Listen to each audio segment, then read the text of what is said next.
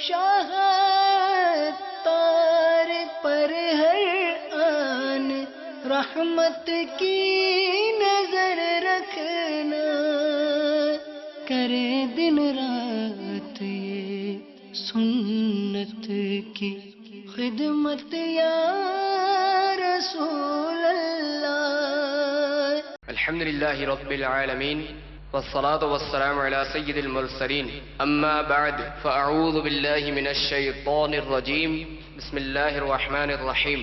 الصلاة والسلام علیک یا رسول اللہ وعلى آلک واصحابک یا حبیب اللہ۔ الصلاة والسلام علیک یا نبی اللہ وعلى آلک واصحابک یا نور اللہ۔ اسلامی بھائیوں اور اسلامی بہنوں، الحمدللہ عز و جل خالق کائنات جل جلالہ کی زمین پر عشق رسول صلی اللہ تعالی علیہ وآلہ وسلم کا مدنی جام تقسیم کرنے والے ایسے مرد کامل اب بھی موجود ہیں جو فیشن کی آفت میں گرفتار لوگوں کو پیارے مصطفیٰ صلی اللہ تعالی علیہ وآلہ وسلم کی سنت کریمہ کا اسیر بنانے کے خواہاں ہیں۔ یہ اللہ عز و جل کا خاص کرم ہے کہ اس نے ہمیں اس پرفتن دور میں تبلیغ قرآن و سنت کی عالمگیر غیر سیاسی تحریک دعوت اسلامی کا ماحول اور شیخ طریقت امیر اہل سنت ابو بلال حضرت علامہ مولانا محمد الیاس عطار قادری رضوی دامت برکاتہم العالیہ جیسے ولی کامل کی صحبت باثر سے نوازا۔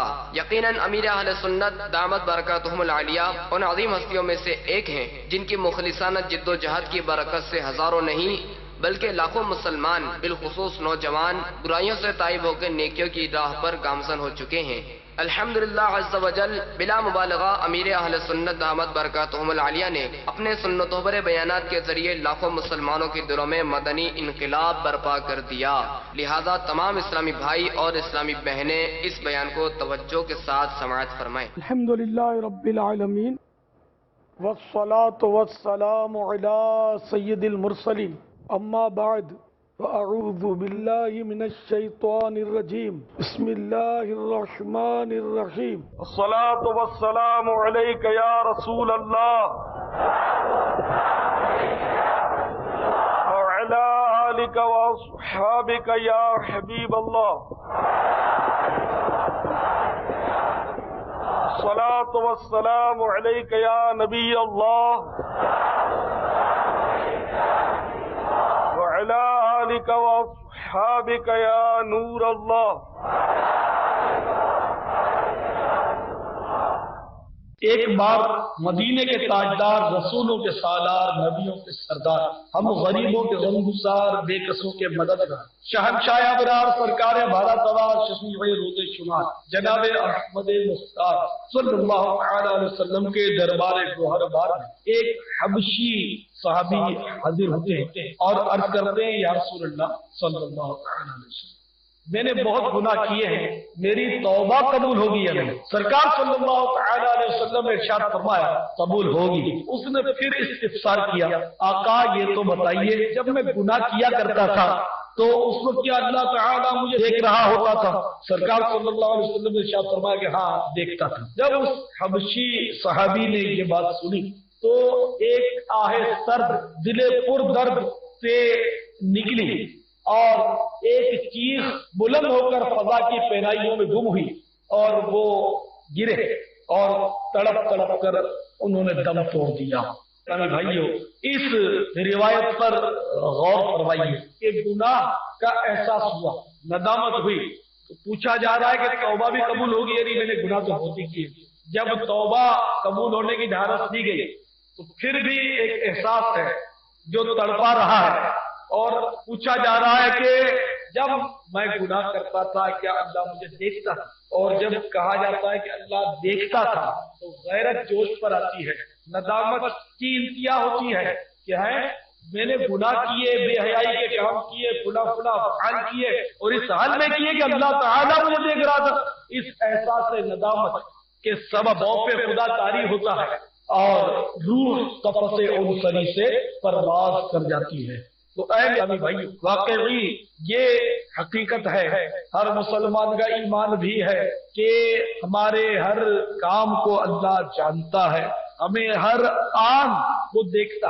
اسی لمحے بھی کوئی بھی اللہ تعالی سے پوشیدہ نہیں رہتا، چھپا ہوا نہیں رہتا، اور ہم جو کچھ بھی کرتے ہیں وہ اللہ تعالی دیکھ رہا ہے۔ سورہ علق میں ارشاد ہوتا ہے أَلَمْ يَعْلَمْ بِأَنَّ اللَّهَ يَرَى، ترجمہ کنز الایمان، تو کیا حال ہوگا، کیا نہ جانا کہ اللہ دیکھ رہا ہے۔ اللہ تعالیٰ کے دیکھتے ہوئے اگر کوئی گناہ کرے، کتنی عجیب سی بات ہے، کتنی بے مروتی کی بات ہے۔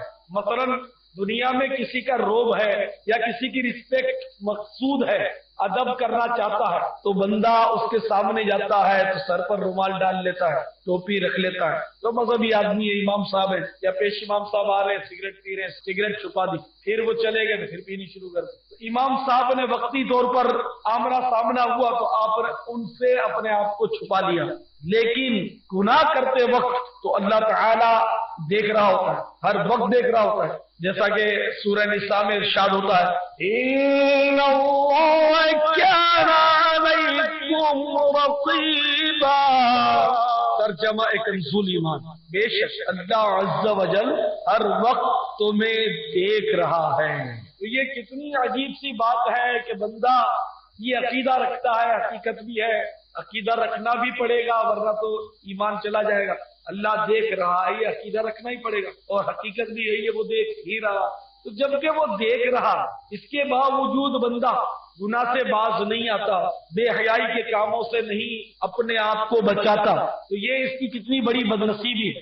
امام غزالی رحمت اللہ علیہ فرماتے ہیں کہ ایک پیر صاحب نے اپنے ایک مرید کو دوسرے مریدوں کے مقابلے میں بہت زیادہ چاہتے تھے، بہت شفقت فرماتے، تو دوسرے جو پیر بھائی تھے اس کے، ان کو یہ بات سمجھ نہیں آتی تھی کہ آخر حضرت ان کو کیوں اتنا چاہتے ہیں، اتنی شفقت فرماتے ہیں، اور ہم پر اتنا کرم کیوں نہیں۔ تو پیر صاحب کو بھی پتا چل گیا، چنانچہ اس بزرگ نے ایک دن اپنے تمام مریدوں کو جو حاضر رہتے تھے خدمت میں، ان کو ایک ایک مرغی یا کوئی حلال پرندہ اور چھری عطا فرما دی، اپنے اس چہیتے مرید کو بھی دی، اور سب سے فرمایا کہ سب لوگ ایسی جگہ چھپ کر ذبح کر کے لاؤ کہ جہاں تمہیں کوئی نہ دیکھ رہا۔ چنانچہ کونے کھانچے میں جا کر سب نے پرندہ ذبح کر دیا اور ذبح کر کے حاضر کر دیا، اور وہ جو مرید تھا منظور نظر وہ زندہ پرندہ لے کر حاضر ہو گیا۔ تو پیر صاحب نے کہا کہ ارے تم ذبح کر کے نہیں لائے؟ تو اس نے ہاتھ باندھ کر عرض کیا کہ حضور آپ نے ذبح کرنے کے لیے شرط رکھی تھی کہ ایسی جگہ جا کر ذبح کرنا ہے جہاں کوئی دیکھ نہ رہا، تو میں بڑی تلاش کی کہ کوئی ایسی جگہ مل جائے جہاں مجھے کوئی نہ دیکھ رہا ہو، لیکن میں جہاں بھی گیا، جس جگہ بھی ذبح کرنا چاہا تو میں نے یہی دیکھا کہ اللہ تعالیٰ مجھے دیکھ رہا ہے، تو اس لیے وہ مجھے کوئی ذبح کرنے کی جگہ نہیں ملی، میں زندہ لے کر آیا ہوں۔ تو اس پیر صاحب نے اپنے مریدوں سے فرمایا کہ دیکھا تم نے کہ یہ مرید میرا، اس کا ایمان کتنا مضبوط ہے، عقیدہ کتنا درست ہے، اس کا یہ ذہن بنا ہوا ہے کہ اللہ تعالیٰ ہر وقت دیکھ رہا، تو اس سے ذبح کر ہی نہیں سکا۔ بہرحال ظاہر مریدوں کی بھی سمجھ میں آ جائے گا کہ یہ کیوں منظور نظر، اس میں کوئی خوبیاں۔ تو بہرحال میرے اسلامی بھائیوں، ہمیں اللہ تعالیٰ ہر وقت دیکھ رہا۔ امام غزالی رحمت اللہ علیہ فرماتے ہیں کہ جب زلیخا نے، یہ واقعہ قرآنی واقعہ بہت مشہور ہے کہ حضرت یوسف علیہ السلام پر زلیخا عاشق ہوئی، اور بہت تفصیلی واقعہ ہے، خیر بعد میں یہ زلیخا جو تھی وہ مسلمان ہو گئی تھی، تو اس وقت زلیخا تو مسلمان نہیں ہوئی ہے جو واقعہ میں عرض کر رہا ہوں اس میں، اور اس نے یوسف علیہ السلام کے لیے دروازہ بند کیا، اور اس کی خواہش تھی کہ وہ برا کام کرے۔ اس برا کام کرنے سے پہلے، یعنی برے کام کے لیے دعوت دینے سے پہلے، زلیخا نے اپنے اس بت کے منہ پر پردہ ڈال دیا جس کو وہ پوجا کرتی تھی، اور اب اس نے برے کام کے لیے دعوت دی۔ تو سیدنا یوسف علی نبینا وعلیہ الصلوۃ والسلام نے ارشاد فرمایا کہ تو ایک پتھر سے شرماتی ہے اور تو نے اس کا منہ ڈھانپ دیا، تو میں اس خالق و مالک سے کیوں نہ شرماؤں کہ جس کے آگے کوئی پردہ ہی نہیں، جو دانا و بینا ہے، سمیع و بصیر ہے، جو ہر وقت ہر لمحہ سب کچھ دیکھتا رہتا ہے۔ تو یعنی خالق و مالک کے دیکھتے ہوئے یہ میرا رب مجھے دیکھ رہا ہے، برائی کیسے ممکن ہے مجھ سے؟ تو کہے بھائیو، اتنی بڑی عبرت کی بات ہے کہ زلیخا جو ابھی تک مسلمان بھی نہیں تھی لیکن اس میں اب بھی اتنی شرم موجود تھی کہ اپنے بت کا منہ چھپا دیا. ایک مسلمان کو کیا کہیے کہ آج کل کا مسلمان اس قدر جری بہادر اور دلیر ہے اس معاملے میں. دلیر کیا پرلے درجے کا بیوقوف ہے کہ جبکہ اس کو پتا ہے کہ اللہ تعالیٰ دیکھ رہا ہے پھر بھی یہ گناہ کیے جا رہا ہے, چوری کرنا چاہتا ہے تو اس بات کی تو یہ کوشش کرتا ہے کہ اس کو جس کا مال ہے وہ نہ دیکھے, اگر کوئی چوکیدار ہے تو وہ بھی نہ دیکھے, اگر کوئی پولیس ہے تو وہ بھی نہ دیکھے, کوئی بھی نہ دیکھے اور چپکے سے وہ مال چرا لے یا جیب کتر لے. لیکن اس چوری کا کام کرتے وقت, جیب کترتے وقت وہ یہ بھول جاتا ہے کہ اللہ تعالیٰ دیکھ رہا ہے. اپنے زوم فاقد میں سمجھتا ہے مجھے کوئی نہیں دیکھا, لیکن کتنی بے غیرتی کی بات ہے, بے حیائی کی بات ہے کہ یہ اپنے آپ کو دھوکہ دے رہا ہے. کوئی نہیں دیکھ رہا, یہ کیسے ہو سکتا ہے؟ اللہ تعالیٰ دیکھ رہا ہے, بلکہ اللہ تعالیٰ کے مقرر کردہ فرشتے بھی دیکھ رہے ہو, کرامن کاتبین جو نیکی اور بدی لکھتے وہ بھی دیکھ رہے ہو کہ بندہ کیا کرتا. تو دنیا کا مقرر کردہ واچ مین جو ہے اس سے تو چھپنا ممکن ہے, لیکن اللہ کے مقرر کردہ فرشتوں سے چھپنا کب ممکن؟ وہ تو دیکھ رہے اور سب کچھ وہ لکھ رہے, پوری فائل تیار ہو رہی ہے, رپورٹ تیار ہو رہی ہے, جو کچھ بندہ کر رہا ہے. اللہ تو دیکھ رہا ہے لیکن فرشتے بھی رپورٹ بنا رہا ہے. اور یہ فرشتے اللہ تعالیٰ کے مقرر کردہ فرشتے, ان کو اللہ تعالیٰ نے اتنی طاقت بخشی ہے یہ تو نیتوں تک کو بھاپ لیتے ہیں, اچھی نیت کا بھی ثواب لکھتے ہیں. تو ان کو پتا ہے کہ یہ نیت کیا کر رہا ہے بندہ.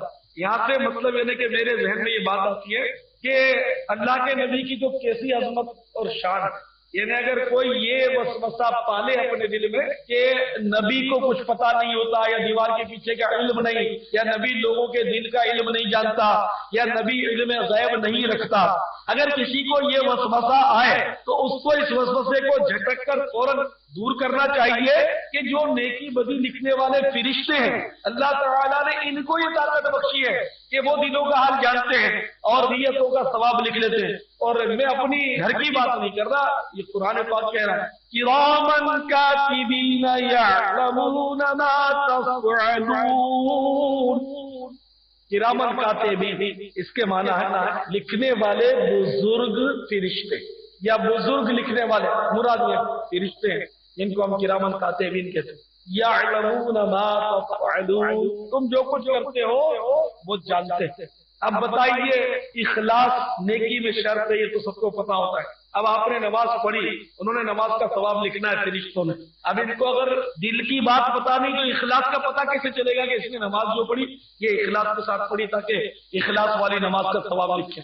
یا بے وضو نماز پڑھی کسی نے تو نماز تو ہوگی ہی نہیں. تو پتا چلا کہ فرشتوں کو یہ بھی پتا ہے کہ یہ یا اس کا وضو تھا بھی تو اب ٹوٹ چکا ہے. حالانکہ جس کا وضو ٹوٹتا ہے دوسرے کو تو پتا چلتا بھی نہیں, خود ہی ٹوٹ جاتا اس کا وضو. یہ فرشتے کو سب پتا ہے, اس کی دل کی نیت کیا ہے فرشتے کو پتا.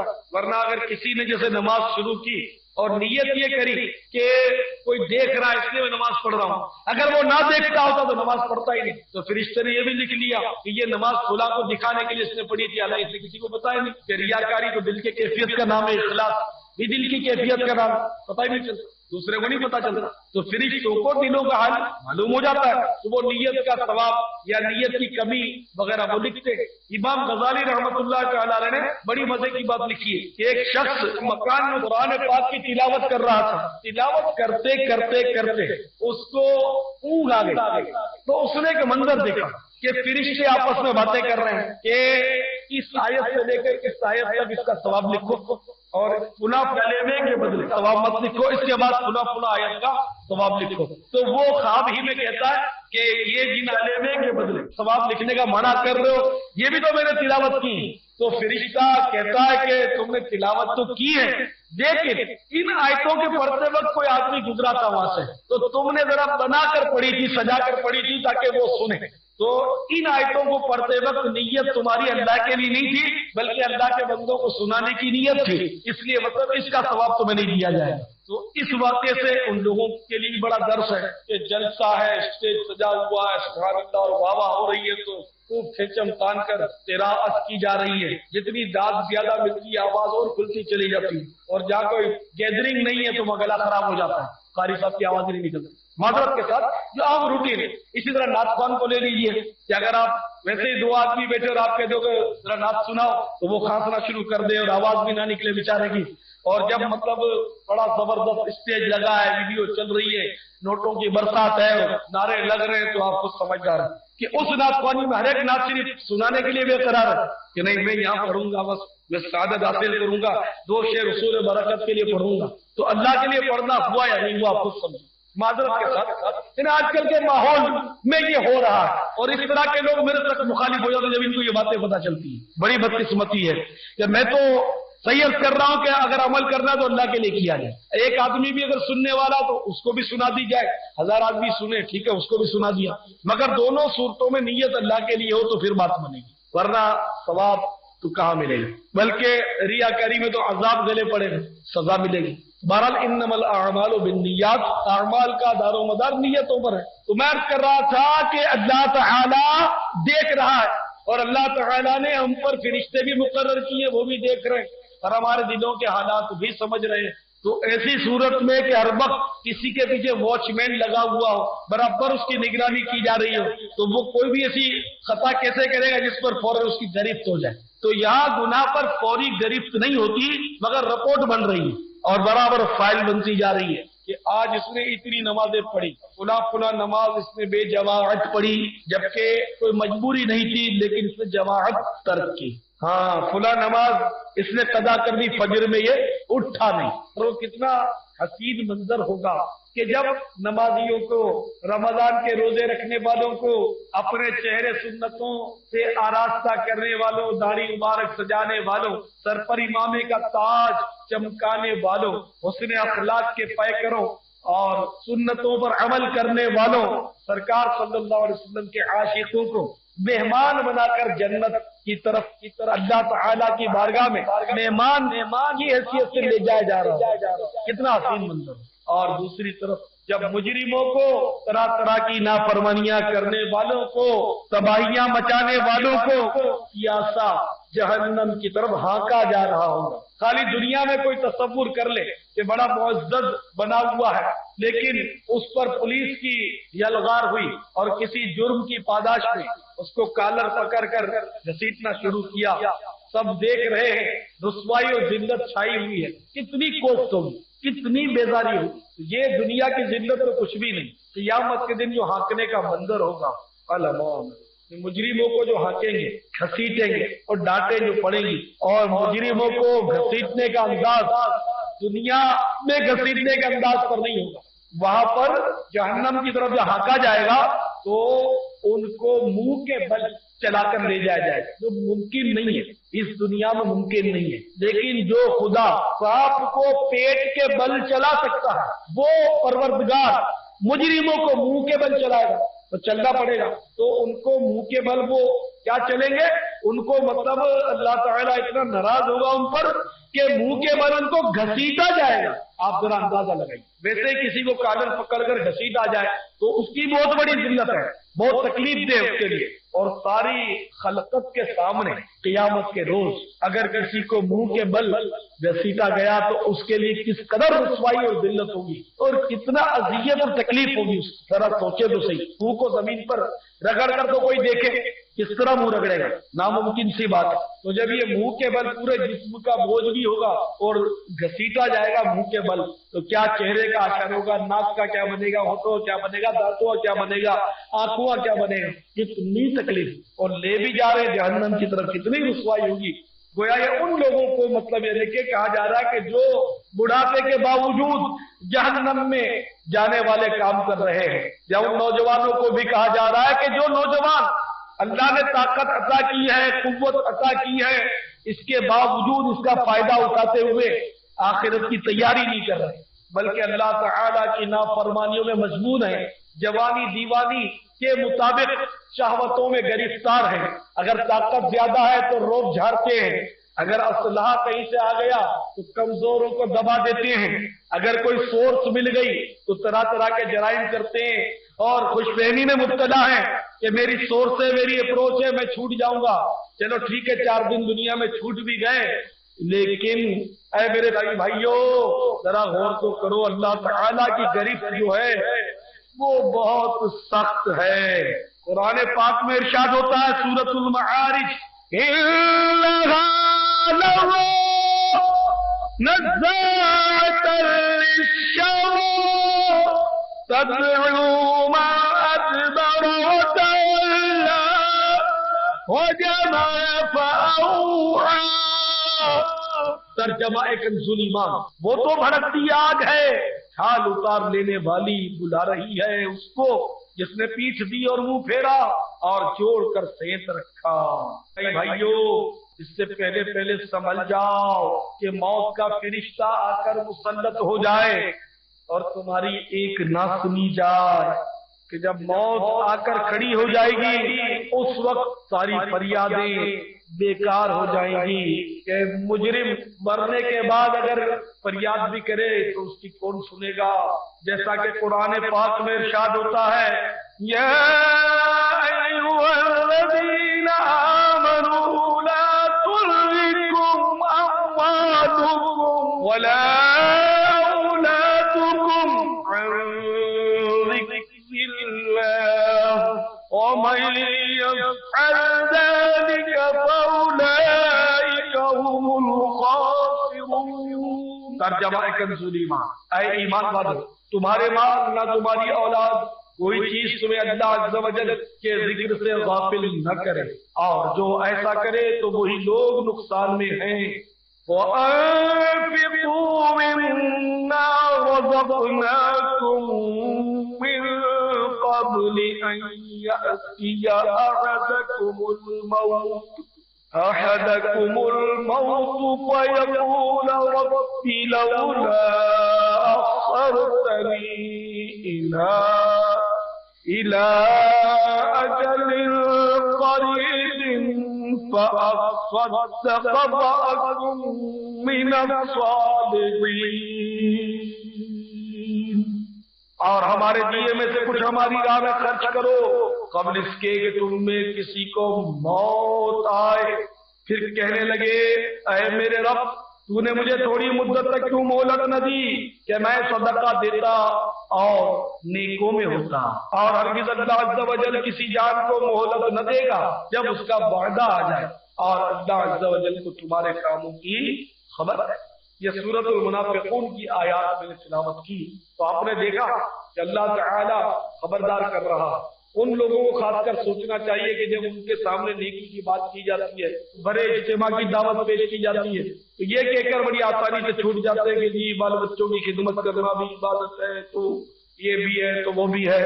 ان کو تنبیہ کی جا رہی ہے کہ اے ایمان والو، تمہارے مال نہ تمہاری اولاد کوئی چیز تمہیں اللہ کے ذکر سے غافل نہ کرے، اور جو ایسا کرے تو وہی لوگ نقصان میں ہیں۔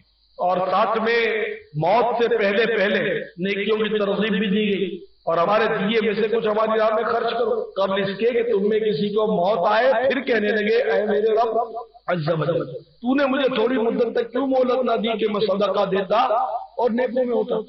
جب موت آئے گی تو پھر تو ہر ایک یہ تمنا کرے گا کہ کاش میں نیک ہوتا، کاش میں کبھی نماز قضا نہ کرتا، بلکہ میں ہر نماز جماعت سے ادا کرتا۔ نہیں، میں تو اذان بھی مسجد میں جا کر سنتا، نہیں میں تو مسجد میں ہی پڑھا رہتا۔ یا اللہ تو نے مجھے مہلت نہ دی، میں تو اس خوش فہمی میں تھا کہ بہت زندگی پڑی ہے، میں تو یہی کہتا تھا کہ 2 سال کے بعد 5 سال کے بعد یوں کروں گا تو یوں کروں گا، مگر اے اللہ تو نے مجھے مہلت نہ دی۔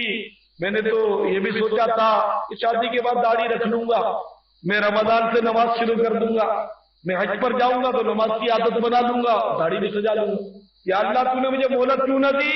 میں تھوڑا اپنا کاروبار سیٹ کر رہا تھا، ٹھیک ہے میرا ویڈیو کا کاروبار تھا، غلط تھا، مجھے احساس ہو گیا تھا، لیکن میں چاہتا تھا کوئی اچھا کام مل جائے تو پھر میں چھوڑ دوں۔ مجھے پتا تھا میں سودی ادارے میں کام کر رہا ہوں اور یہ غلط کام ہے، مجھے معلوم تھا میں رشوت والے ادارے میں کام کرتا ہوں اور رشوتیں لے رہا ہوں، میری مجبوری تھی، قرضہ چڑھا ہوا تھا، میں سیٹنگ کر رہا تھا کہ میں کوئی اچھا کام مل جائے، اچھا جاب مل جائے تو یہ سروس چھوڑ دوں۔ یا اللہ تو نے مجھے مہلت کیوں نہ دی؟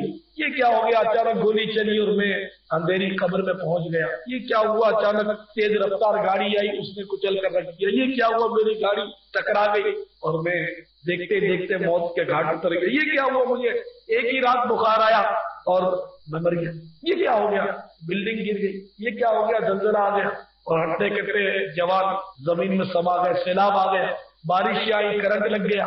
یہ کیا ہوا؟ میں مزے سے گیم دیکھ رہا تھا تو میرا ہاتھ پینڈ ہو گیا صدمے سے، یہ کیا ہوا؟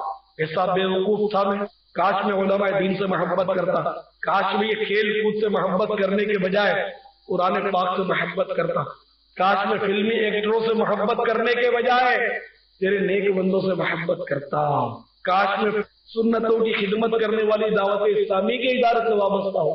ربی لولا اخرتنی الی اجل قریب فاصدق وأکن من الصالحین، اے میرے رب تو نے مجھے تھوڑی مدت تک کیوں مہلت نہ دی کہ میں صدقہ دیتا اور نیکوں میں ہوتا؟ یہ مجھے کیا ہو گیا کہ میں تو مولانا کو دیکھ کر گلی بدلتا تھا کہ داڑھی والا آ رہا ہے، امام والا آ رہا ہے، ابھی کہیں بولے گا نماز کے لیے چلو، ابھی کہیں بول دے گا ہمارے اجتماع میں آیا کرو، کبھی کہیں یہ کہے گا کہ مدنی قافلے میں سفر کے لیے چلو۔ میں تو گلی بدلتا تھا، مجھے کیا ہو گیا؟ لیکن کی صحبتوں میں بیٹھنے لگا تھا، مجھے نہیں پتا تھا کہ اس طرح اچانک اس بھری جوانی میں مجھے موت آ پہنچے گی۔ میری تو منگنی بھی ہو گئی تھی، بس شادی کی تیاریاں کی اور موت آ پہنچی، میں تو اپنی زندگی کی بہاریں دیکھنے سے محروم رہ گیا۔ یا اللہ مجھے تھوڑی مدت تک کیوں مہلت نہ دی کہ میں صدقہ دیتا اور نیکوں میں ہوتا۔ اے میرے بھائیوں اور اسلامی بہنوں، جو سانس چل رہی ہے یہ مہلت ہے، یہ پتہ نہیں سانس کی ڈوری کب ٹوٹ جائے، لگام کسی اور کے ہاتھ میں ہے، نہ جانے وہ کب کھینچ لے، اور ہرگز اللہ عز و جل کسی جان کو مہلت نہ دے گا جب اس کا وعدہ آ جائے اور اللہ عز و جل کو تمہارے کاموں کی خبر۔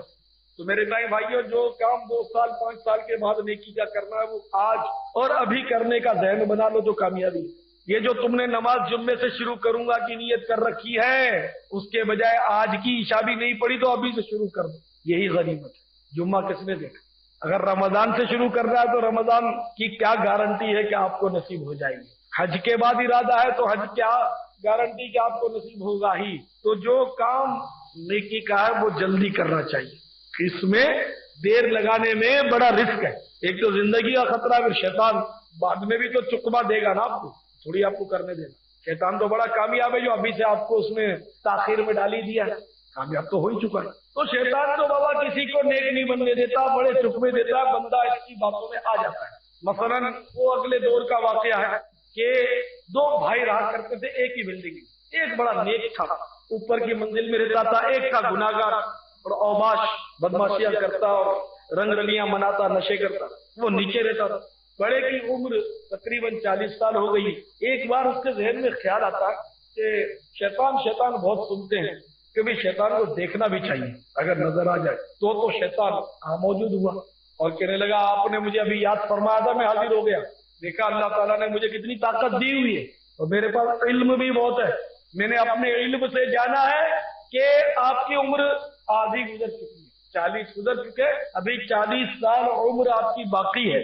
آپ نے 40 سال میں بڑی محنت و مشقت، عبادت و ریاضت کی ہے، مجھے بڑا ترس آ رہا ہے، اتنی محنت کیوں کر رہے ہیں؟ اللہ کی رحمت بہت بڑی ہے، آپ اتنی محنت بھی نہ کریں، کچھ دنیا کی رنگینیاں بھی دیکھیں، 20 سال تک دنیا داروں جیسی زندگی گزاریں، صرف باقی جب زندگی کے 20 سال ہو جائے، 60 سال کی عمر ہو جائے، پھر کونا سنبھال لینا، توبہ کر لینا، عبادت کر لینا، معاملہ ایکول ہو جائے اور گناہ معاف ہو جائے گا توبہ کر لو گے تو۔ اس کی سمجھ میں آ گیا کہ بات تو صحیح کہتا ہے کہ مجھے دنیا بھی دیکھنی چاہیے، ٹھیک ہے 20 سال میں دنیا داری اپنا لیتا ہوں، لذتیں اٹھا لیتا ہوں اور مزید 20 سال آخری عبادت کر لوں گا۔ تو اب مجھے تو کچھ آتا نہیں، یہ چلو یوں کرتے ہیں کہ اپنا چھوٹا بھائی یہ نیچے رہتا ہے، وہ بڑا ماہر ہے، اب اسی سے رستہ پوچھتے، یہ ارادہ کر کے وہ اٹھتا، ادھر نیچے سے چھوٹا بھائی بیٹھا ہوا ہے، اس کے دل میں خیال آتا ہے کہ میں نے عمر گزر گئی، کوئی سجدہ نہیں کیا، کبھی اللہ کو یاد نہیں کیا، اگر اسی طرح زندگی گزر گئی، اللہ نے دوزخ میں ڈال دیا، میں کیا کروں گا؟ اپنا کمزور بدن عذاب کی تاب تو رکھتا نہیں۔ اب ایسا کرتے ہیں کہ کچھ عبادت کر لی جائے، اپنے رب کو منا لیا جائے، قرآن پاک بھی سیکھ لیتے ہیں، بڑا بھائی میرا بڑا پرہیزگار ہے، تو میں تو کنویں کے پاس رہتے ہوئے پیاسا ہوں، تو اوپر چلتے ہیں اور اب بھائی کی شاگردی اختیار کرتے ہیں۔ یہ اٹھتا ہے اوپر کی طرف، سیڑھی پر قدم رکھتا ہے، یہ ترقی کی طرف جا رہا ہے، اوپر والا اٹھتا ہے سیڑھی کی طرف قدم رکھتا ہے، تنزل کی طرف آ رہا ہے، یہ گناہوں کی طرف اتر رہا ہے، یہ نیکیوں کی طرف چڑھ رہا ہے، گناہوں کی نیت سے جو نکلا وہ تو پھسل چکا ہے، تو واقعی اس کا جسمانی پیر بھی پھسلتا ہے، सीढ़ी पर, वो जो ही पैर फिसलता तो अपने आप को संभाल नहीं सकता हो और लुढ़कता हुआ धड़ाम से अपने छोटे भाई पर गिरता है और दोनों चोट के साथ पछाड़ खाते हैं और दोनों का दम निकल जाता है। फरिश्ते आते, अब दोनों में से एक तो नेक है, एक बदकार है, लेकिन अब ये चले मुख्तलिफ नीयतों के साथ है। चुनाचे जो नेक था मगर गुनाह के इरादे से चला था शैतान की बातों में आकर, 40 साल उसके एक झटके में पूरे तो हो ही गए। शैतान ने कह दिया था 40 साल उम्र बाकी है, जैसे आप लोग कहते हैं 5 साल का कोर्स है और 8 साल का कोर्स है, 2 साल की बात है फिर कर लेंगे। तो वो 40 साल के सुहाने सपने देखकर वो उतरा था, तो वो तो 40 साल एक झटके में पूरे हो गए, उसके मौत तो आ गई। तो अब फिरिश्तों ने, जो अजाब के फिरिश्ते थे, उन्होंने उसको उठाया कि ये बेवकूफ तो मतलब गुनाहों के इरादे से चल ही पड़ा था, इसको अजाब के फिरिश्ते ले आते हैं। और ये जो नेक नियति से चला था खौफ खुदा की वजह से कि अब मैं गुनाह नहीं करना चाहता, मैं नेक बनना चाहता, तो ये नेकी के इरादे के लिए चला था, इसलिए इसको रहमत के फिरिश्ते ले आते। तो आपने देखा कितना मामला नाजुक है कि आज मतलब हर एक कहता है यार सारी जिंदगी पड़ी है, यार सारी जिंदगी मामला है, तो 2-4 दिन की बात थोड़ी है जो तुम यूं कहते हो। ये हर एक यही कह रहा है आजकल, तो सारी जिंदगी पड़ी है, इसका माना क्या? मैंने तो अपनी मुख्तसर सी जिंदगी में बहुत से लोग देखे तरह तरह की बातें करते थे, खिलखिला कर हंसते थे, यूं कहिए कि मौत का तस्करा सुनने से कतराते थे। आज वो भी मौत की नींद सो गए। हंसते खेलते नौजवान देखे जिनका टूटी बोलता था, इलाके के बदमाश, शोहदे, खतरनाक, कभी मार खाते नहीं देखा, जिसको पकड़ा उसको तोड़ फोड़ दिया, ऐसे देखे। आज उनका नामो निशान नहीं, कोई भाव नहीं। कब्र में उनकी लाशें भी सड़ गई, हड्डियां भी खत्म हो गई। बड़े बड़े आए, बड़े बड़े करो फर वाले आए, बड़े दादागीर आए, बड़े बड़े अफसर, बड़े बड़े वजीर, प्रेसिडेंट, प्राइम मिनिस्टर पाकिस्तान के कितने आज दुनिया से रुखसत हो चुके। आज क्या है? तो मेरे कई भाइयों, कितनी इबरत है, कितनी हमारे लिए इसमें इबरत है कि कोई ओहदा, कोई मनसब, कोई ताकत, कोई शोहरत, कोई दौलत काम नहीं आती। तूने मनसब भी कोई पाया तो क्या, ढेर दौलत का भी हाथ आया तो क्या, कसरे आलीशान भी बनवाया तो क्या, दबदबा भी अपना दिखलाया तो क्या, एक दिन मरना है आखिर मौत है, कर ले जो करना है आखिर मौत है। कैसे कैसे घर उजाड़े मौत ने, खेल कितनों के बिगाड़े मौत ने, हाथी जैसे भी पछाड़े मौत ने, सर्वे कब्रों में गाड़े मौत ने, एक दिन मरना है आखिर मौत है, कर ले जो करना है आखिर मौत है। पूछा है बेखबर होने को है, कब तलक गफलत सहर होने को है, बांध ले तोशा सफर होने को है, खत्म हर फर्दे बशर होने को है, एक दिन मरना है आखिर मौत है, कर ले जो करना है आखिर मौत है। नफ्स और शैतान खंजर दर बगल, वार होने को है ऐ गाफिल संभल, आ न जाए दीन और ईमान में खलल, बाज आए मेरे, एक दिन मरना है आखिर मौत है, कर ले जो करना है आखिर मौत है। यहाँ से तुझको जाना एक दिन, कब्र में होगा ठिकाना एक दिन, मुंह खुदा को है निकाला एक दिन, अब न गफलत में गंवाना एक दिन, एक दिन मरना है आखिर मौत है, कर ले जो करना है आखिर मौत है। चंद रोजा है ये दुनिया की बहार, दिल लगा इससे न गाफिल ज़ीनहार, उम्र अपनी न गफलत में गुजार, होशियार है गफलत होशियार, एक दिन मरना है आखिर मौत है, कर ले जो करना है आखिर मौत है। हो रही है उम्र मिसले बर्फ कम, चुपके रफ्ता रफ्ता दम बदम, सांस एक रह रवे मुल्के अदम, دفعتن ایک روز گر جائے گا ہم، ایک دن مرنا ہے آخر موت ہے، کر لے جو کرنا ہے آخر موت ہے، آخرت کی فکر کرنی ہے ضرور، جیسی کرنی ویسی بھرنی ہے ضرور، زندگی ایک دن گزرنی ہے ضرور، قبر میں میت اترنی ہے ضرور، ایک دن مرنا ہے آخر موت ہے، کر لے جو کرنا ہے آخر موت ہے، لاکھ ہو قبضے میں تیرے مال و زر، لاکھ ہو سرحانے تیرے چارہ گل، لاکھ کیوں قدموں کے اندر چپ مگر، موت سے ہرگز نہیں کوئی مفر، ایک دن مرنا ہے آخر موت ہے، کر لے جو کرنا ہے آخر موت ہے، حسن ظاہر پر اگر تو جائے گا عالم فانی سے دھوکا کھائے گا، یہ منقش سانپ ہے جیسے جائے گا، رینا غافل یاد رکھ پچھتائے گا، ایک دن مرنا ہے آخر موت ہے،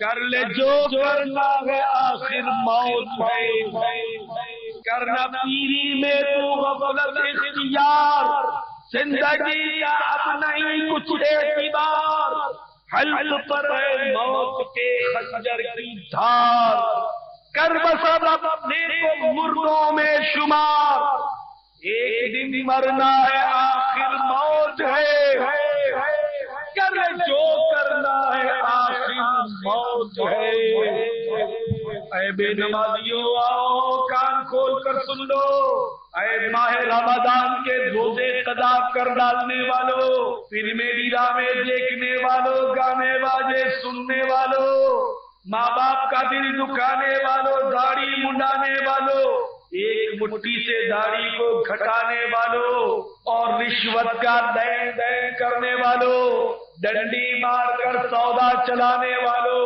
ملاوٹ والا مال بیچنے والوں، چرس اور ہیروئن پینے والوں، ان کا کاروبار کرنے والوں، شرابیں پینے والوں، جوا کھیلنے کھلانے والوں، منشیات کے اڈے چلانے والوں، ان کی سرپرستیاں کرنے والوں، چوریاں ڈکیتیاں کرنے والوں، جیب کترنے والوں، قتل و غارت گری کا بازار گرم کرنے والوں، دہشت گردیاں کرنے والوں، نہتے مسلمانوں پر گولیاں برسانے والوں، مسلمانوں کا خون ناحق بہانے والوں، آؤ آؤ کان کھول کر سن لو، اگر اللہ تبارک و تعالی ناراض ہو گیا، اس کے پیارے محبوب صلی اللہ تعالی علیہ وسلم ناراض ہو گئے، اگر معصیت کے سبب ایمان برباد ہو گیا تو کیا کرو گے؟ اللہ تبارک و تعالی سورۃ الاحزاب میں ارشاد فرما رہا ہے، یوم تقلب وجوہہم فی النار یقولون یا لیتنا اطعنا اللہ واطعنا الرسول،